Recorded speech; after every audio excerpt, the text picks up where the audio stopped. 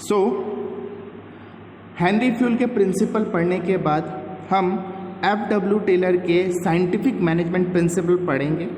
Is it clear? So Frederick Winslow Taylor ये USA में पैदा हुए और ये क्या करते थे, एक स्टील कंपनी में एक मैकेनिकल इंजीनियर के तौर पे काम करते थे. इंजीनियरिंग बैकग्राउंड होने के कारण इन्होंने क्या किया, मैनेजमेंट में scientific study and techniques develop की. Is it clear? So scientific management होता क्या है? So application of science for each and every element of management. So जब हम क्या करते हैं, मैनेजमेंट के हर एक एलिमेंट में जब हम क्या करते हैं, साइंटिफिक एप्लीकेशन या साइंस को अप्लाई करते हैं, उसी को क्या कहते हैं, हम साइंटिफिक मैनेजमेंट कहते हैं. इन सिंपल वर्ड्स हम ये कह सकते हैं, in general language it means apply of scientific tool, method and trained personnel in order to increase output. Output को इंक्रीज करने के लिए जब हम क्या करते हैं, साइंटिफिक टूल्स, साइंटिफिक मेथड या फिर हम ट्रेन्ड पर्सनल अगर अप्लाई करते हैं, उसी को क्या कहा जाता है, साइंटिफिक मैनेजमेंट कहा जाता है. एफ.डब्ल्यू. टेलर ने साइंटिफिक मैनेजमेंट को ऐसे डिफाइन किया है, scientific management means knowing exactly what you want man to do and seeing that they are do it in the best and cheapest way. So scientific management का मतलब ये होता है कि एग्जैक्टली ये देखना कि आप अपने मैन से, या मैन मीन्स आप अपने एम्प्लॉयज़ से क्या करवाना चाहते हैं, और उसके बाद ये देखना कि वो एम्प्लॉय उस काम को बेस्ट और चीपेस्ट वे में कर रहे हैं या नहीं कर रहे हैं. तो ये एफ.डब्ल्यू. टेलर ने क्या किया है, साइंटिफिक मैनेजमेंट को डिफाइन किया है. अगेन बता रहा हूँ कि आप पहले ये पता करना कि एग्जैक्टली आप अपने आदमियों से यानी अपने एम्प्लॉय से क्या करवाना चाहते हैं. उसके बाद ये देखना कि वो जो काम कर रहे हैं वो उसे बेस्ट और चीपेस्ट वे में कर रहे हैं कि नहीं कर रहे हैं. चीपेस्ट वे का मतलब होता है कम से कम कीमत में उस काम को कर रहे हैं कि नहीं. इसके लिए एफ.डब्ल्यू. टेलर ने क्या किया, कुछ प्रिंसिपल, साइंटिफिक प्रिंसिपल और कुछ टेक्निक्स प्रोवाइड की मैनेजमेंट को, जिससे कि वो क्या कर सकते हैं, अपने जो भी प्रॉब्लम्स है उससे ओवरकम कर सकते हैं और अपने जो वर्कर है उनके आउटपुट को इंक्रीज कर सकते हैं. Is it clear? सो जो मेन फोकस था एफ.डब्ल्यू. टेलर का वो किस पे था, किस पे कंसंट्रेटेड था, वो वर्कर्स पे कंसंट्रेटेड था कि कैसे हम वर्कर की प्रोडक्टिविटी बढ़ाएंगे और कैसे उसका आउटपुट इंक्रीज करेंगे. जो हेनरी फ्यूल ने मैनेजमेंट प्रिंसिपल दिए थे वो सिर्फ मैनेजमेंट के लिए था कि मैनेजमेंट को कैसे वर्क करना चाहिए या कैसे क्या बोलते हैं, वर्कर मैनेजमेंट को कैसे क्या करना चाहिए, बिहेव करना चाहिए, वो सब किस में था, मैनेजमेंट से रिलेटेड था. मगर जो एफ.डब्ल्यू. टेलर थे उन्होंने जो मेन फोकस किया वो एम्प्लॉयज़ पे किया, कैसे हम वर्कर की प्रोडक्टिविटी और कैसे हम उसकी एफिशिएंसी को इंक्रीज करेंगे. तो उसने कुछ प्रिंसिपल दिए और कुछ टेक्निक्स हमें दी. तो प्रिंसिपल हमारे पास 4 प्रिंसिपल है. सबसे पहला इसमें science not a rule of thumb. According to this principle, Taylor insists that each job performed in the organization should be based on scientific inquiry, not on institution, experience and rule of thumb. So, इस principal के अनुसार Taylor ने insist किया कि जो भी job या जो भी वर्क ऑर्गेनाइजेशन में परफॉर्म किया जाएगा वो किस पे होना चाहिए, this is based on scientific inquiry. Is it clear? यानी जो भी वर्क परफॉर्म किया जाएगा ऑर्गेनाइजेशन में, उससे पहले उसके लिए साइंटिफिक इंक्वायरी की जाएगी, तब जाके वो वर्क परफॉर्म किया जाएगा, ना कि अपनी सहज बूझ से या फिर अपने पर्सनल एक्सपीरियंस से, ना ही रूल ऑफ थंब से. Is it clear? अब रूल ऑफ थंब क्या होता है ये हम आपको बताते हैं. रूल ऑफ थंब क्या होता है, देखो, रूल ऑफ थंब का मतलब होता है rigid rule. Is it clear? Rule of thumb का मतलब होता है जो हम अभी तक प्रैक्टिस करते आ रहे हैं वो ही फ्यूचर में प्रैक्टिस करने को ही क्या कहते हैं, रूल ऑफ थंब कहते हैं. It means rigid rule. So पहले क्या होता था कि जब FW टेलर ने ये प्रिंसिपल नहीं दिए थे तो पहले क्या होता था कि अगर मैनेजमेंट किसी भी सिचुएशन में अगर फंस जाता था तो वो अपने पुराने एक्सपीरियंस से या पुरानी टेक्निक से उस सिचुएशन से बाहर निकलने की कोशिश करता था। ये क्या होता है, रूल ऑफ थंब होता है कि जो हमने पहले किया उसी को हम फॉलो करेंगे। Is it clear? But Taylor ने इंसिस्ट किया कि रूल ऑफ थंब को हटाया जाए, उसे क्या किया जाए, डिस्कार्ड किया जाए। Is it clear? और किसी भी सिचुएशन से निकलने के लिए पहले एक साइंटिफिक इंक्वायरी की जाए, साइंटिफिक टेक्निक यूज़ की जाए, तब जाके हम उस सिचुएशन से निकलेंगे। फॉर एग्जाम्पल अगर क्या है, अगर किसी भी मैनेजमेंट को किसी चीज़ से related problem I, is it clear, जैसे उन्होंने देखा कि जो एम्प्लॉय है वो अपनी इफ़िशियंसी से काम नहीं कर रहे हैं, इज इट क्लियर, तो उन्होंने क्या किया, एम्प्लॉय को मोटिवेट करने के लिए उनकी सैलरी इंक्रीज कर दी। Is it clear? अब कुछ सालों बाद वही प्रॉब्लम आई कि दोबारा क्या होगा, दोबारा क्या हो गया, जो वर्कर है, जो एम्प्लॉय है, वो क्या हो गए, इनएफिशिएंट हो गए। Is it clear? तो अगर हम बार बार उनकी सैलरी इंक्रीमेंट में काम करते रहे तो क्या होगा, बिजनेस को भी लॉस होगा।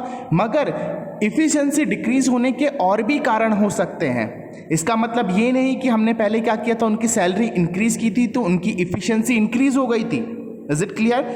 तो उसके पीछे कोई भी कारण हो सकता है, या तो उन्हें प्रॉपर रेस्ट नहीं मिल रहा है, इज इट क्लियर, या तो वो जिस टेक्निक से काम कर रहे हैं वो टेक्निक बहुत ही क्या है, लेंदी है, या बहुत ही क्या है, ओवरलोडिंग है। तो उसके कई कारण हो सकते हैं एम्प्लॉय के इफ़िशियंसी डिक्रीज होने के। Is it clear? So employ की इफ़िशियंसी इंक्रीज करने के लिए हम पुराने मेथड से नहीं जाएंगे। FW टेलर ने कहा कि अगर कोई भी सिचुएशन आती है तो हम उसके लिए साइंटिफिक इंक्वायरी करेंगे कि एग्जैक्टली कारण क्या है कि जो एम्प्लॉय है उनकी इफ़िशियंसी डिक्रीज हो रही है। Is it clear? हम पुराने मेथड से उसको सॉल्यूशन या उसको सॉल्व करने की कोशिश नहीं करेंगे। हम क्या करेंगे, साइंटिफिक इंक्वायरी करेंगे, तब जाके हम क्या करेंगे, अपने जो सिचुएशन है, जो जिस सिचुएशन हम फंसे हैं उससे हम बाहर आ पाएंगे। Is it clear? नेक्स्ट है इसमें harmony not discord. Is it clear? Harmony का मतलब होता है सामंजस्य, जिसे बोलते हैं हम क्या कहते हैं हिंदी में, अगर हम कहना चाहे तो क्या कहते हैं, हिंदी में क्या, इंग्लिश में कहना चाहे तो हम यूनिटी कह सकते हैं। जब लोग साथ में मिलके क्या करते हैं, किसी काम को करते हैं, उसे हार्मनी कहते हैं। Is it clear? So harmony होनी चाहिए हर एक जॉब में, हर एक पर्सन के बीच में। So according to this principle, those who work in the organisation must work in harmony that with mutual give and take and proper understanding. इसका मतलब कोई भी वर्कर या कोई भी पर्सन किसी भी ऑर्गेनाइजेशन में काम कर रहा है तो उसे हार्मनी के साथ, यूनिटी के साथ, कोऑर्डिनेशन के साथ क्या करना चाहिए, काम करना चाहिए, और एक फीलिंग होनी चाहिए उनके बीच में म्यूचुअल गिव एंड टेक और प्रॉपर अंडरस्टैंडिंग की। Is it clear? आ रहा समझ में? नेक्स्ट है इसमें, Taylor insist that there is need for both the group change in their attitude for each other. He insists on mental revolution which means complete change of attitude and outlook for each other। ये दो group किन दो group की बात कर रहे हैं मैं पहले वो बता देता हूँ। देखो, किसी भी ऑर्गेनाइजेशन में दो ग्रुप होते हैं, एक तो होता है मैनेजमेंट ग्रुप, एक होता है एम्प्लॉय ग्रुप या labour group. Is it clear? So दोनों का जो एटीट्यूड होता है एक दूसरे के प्रति वो अच्छा नहीं होता है। Is it clear? वर्कर ये सोचते हैं कि उनसे क्या किया जा रहा है, मैनेजमेंट के द्वारा उनसे काम ज़्यादा लिया जा रहा है और उन्हें जो उसके बदले उन्हें जो कंपनसेशन या सैलरी पे की जा रही है या वेजेस पे किए जा रहे हैं वो बहुत कम किए जा रहे हैं। वहीं मैनेजमेंट ये सोचता है कि उसके जो एम्प्लॉय है वो क्या है, they are good for nothing. Is it clear? यानी जो उसके एम्प्लॉय है वो काम के नहीं है। तो दोनों के बीच में क्या होता है, दोनों ग्रुप के बीच में क्या होता है, आपस में जो अंडरस्टैंडिंग होती है वो अच्छी नहीं होती है। तो फ्योल ने इंसिस्ट किया कि दोनों वर्ग को यानी दोनों ग्रुप को एक दूसरे के प्रति क्या करना पड़ेगा, अपने एटीट्यूड को चेंज करना पड़ेगा और उन्हें अपने दिमाग में क्या करना पड़ेगा, एक मेंटल रिवॉल्यूशन लाना पड़ेगा जिससे कि उनका जो एटीट्यूड है या आउटलुक है एक दूसरे के प्रति वो चेंज हो पाए। Is it clear? This is called harmony not Discord. एक क्या होना चाहिए, हार्मोनियस माहौल होना चाहिए, या फिर एम्प्लॉय और मैनेजमेंट के बीच में क्या होना चाहिए, आपसी तालमेल होना चाहिए। तब जाके ही क्या होगा, हमारा जो वर्कर है वो बेस्ट ऑफ देयर एफर्ट काम कर पाएंगे और मैनेजमेंट भी अच्छे से वर्क कर पाएंगे। Is it clear? नेक्स्ट हमारे पास cooperation not individualism. Is it clear? This principle is extension of the harmony not discord. Is it clear? ये क्या है? हार्मनी नॉट डिस्कॉर्ड जो प्रिंसिपल है उसका क्या है? एक आगे का स्टेप है, यानी फर्दर स्टेप है, यानी उसका एक एक्सटेंशन है, यानी उसको ही बढ़ाकर बोला गया है। According to this principle work must be carried in cooperation with each other with a mutual understanding and confidence. Is it clear? So ये कहना चाह रहा है कि इस प्रिंसिपल के अनुसार जो भी वर्क किया जाएगा वो प्रॉपर कॉर्पोरेशन के साथ, एक दूसरे के साथ तालमेल के साथ वर्क किया जाएगा और म्यूचुअल अंडरस्टैंडिंग और कॉन्फिडेंस के साथ काम किया जाएगा। इसमें क्या होता है कि मैनेजमेंट जो होता है वो क्या करता है? पूरी अपॉर्चुनिटी देता है वर्कर को कि वो अपने सजेशन दे और वर्क को क्या करे, मीन्स जो भी मैनेजमेंट एक्टिविटी है उसको क्या करे, उसके साथ कॉपरेशन करे। Is it clear?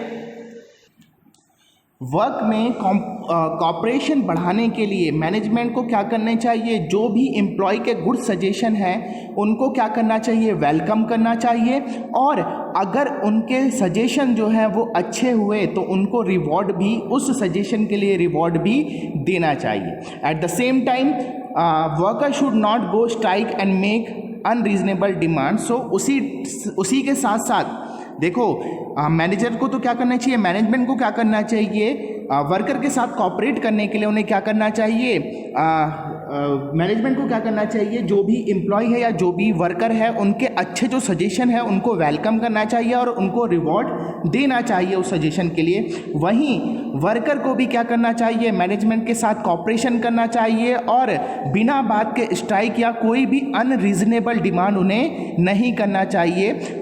उनको एक दूसरे के साथ एक अच्छा कम्युनिकेशन रखना चाहिए और कॉपरेशन के साथ काम करना चाहिए। Is it clear? नेक्स्ट इसमें लास्ट जो हमारे पास साइंटिफिक प्रिंसिपल है वो क्या है? Develop of worker to their great efficiency and prosperity. जो भी इंडस्ट्री होती है उसकी जो प्रॉस्पेरिटी होती है, उसकी इफिशिएंसी होती है, वो डिपेंड करती है किस पे? एम्प्लॉय पे। तो इसको पढ़ लेते हैं। Industrial efficiency depend upon the efficiency of worker. Workers efficiency depend upon the proper training and selection. Taylor institute due care should be taken while selecting the employee, and after selecting they must be given job according to their qualification. सो देखो ये कह रहा है कि जो industrial या organisational जो efficiency depend करती है वो किस पे करती है? वर्कर पे करती है। और वर्कर की इफ़िशिएंसी जो डिपेंड होती है वो प्रॉपर ट्रेनिंग और सिलेक्शन पे डिपेंड होती है। Is it clear? अगर हम प्रॉपर सिलेक्शन और प्रॉपर ट्रेनिंग अगर एम्प्लॉय की कराएंगे तो एम्प्लॉय की इफ़िशिएंसी इंक्रीज होगी, और एम्प्लॉय की इफ़िशिएंसी इंक्रीज होगी तो इंडस्ट्री की भी इफ़िशिएंसी इंक्रीज होगी। तो टेलर ने ये इंसिस्ट किया कि जब हम सिलेक्शन करेंगे किसी भी एम्प्लॉय का, वो क्या होना चाहिए, उस पर पूरा हमें फोकस करना चाहिए और प्रॉपर ड्यू केयर के साथ हम क्या करेंगे, प्रॉपर केयर के साथ हमें सिलेक्शन करना होगा। और जब हम एम्प्लॉय को या वर्कर को सेलेक्ट करेंगे उसके बाद हमें जो भी जॉब प्रोवाइड की जाएगी तो वो हम एम्प्लॉय की क्वालिफिकेशन, उसके एक्सपीरियंस और उसके स्किल को देखकर क्या करेंगे, उसे जॉब असाइन करेंगे। Is it clear? ऐसा नहीं होगा कि हमने सिलेक्शन प्रोसेस कर दी है और एक ग्रेजुएट बंदा है, ठीक है, हमने उसे क्या कर दिया है, झाड़ू मारने के काम पे रख दिया है, तो ये अच्छा नहीं होगा। जो भी वर्क असाइन किया जाएगा as per the qualification of worker किया जाएगा। Is it clear? सो इस प्रिंसिपल में टेलर ने ये भी इंसिस्ट किया कि एम्प्लॉय जो है उनको टाइम टू टाइम ट्रेनिंग के लिए भेजा जाए, जिससे कि वो अपनी नॉलेज को क्या कर सके, अपडेट कर सके, और इससे जो एम्प्लॉय है उनकी इफ़िशिएंसी एंड प्रॉस्पेरिटी क्या होगी, इंक्रीज होगी। किसकी? एम्प्लॉयज़ एज वेल एज जो कंपनी है, दोनों की क्या होगी, कुशलता, और दोनों की समृद्धि क्या होगी, इम्प्रूव होगी। Is it clear? So that's all for today.